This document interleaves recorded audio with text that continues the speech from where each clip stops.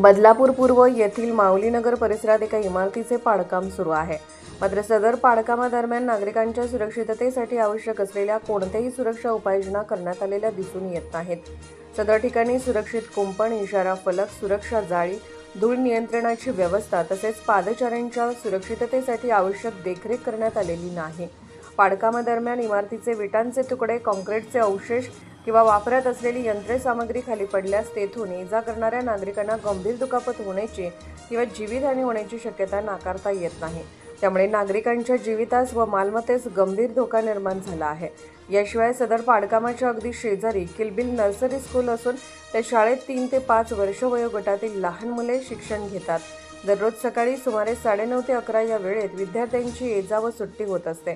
अशा परिस्थितीत पाडकामामुळे उडणारे विटांचे तुकडे, धूळ आणि इतर अवशेषांमुळे शाळेतील लहान मुलांच्या जीवितास गंभीर धोका निर्माण होऊ शकतो.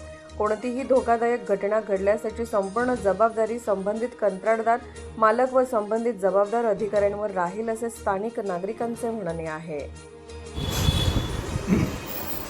नमस्कार, आपण बघत आहात.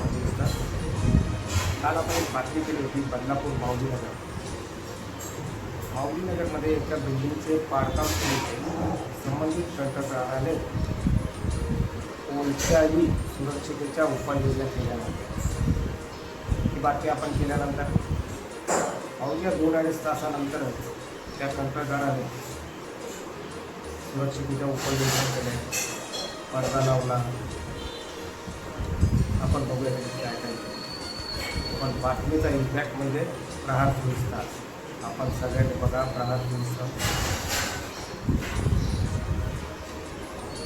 बातमी म्हणजे प्रहार 24 तास.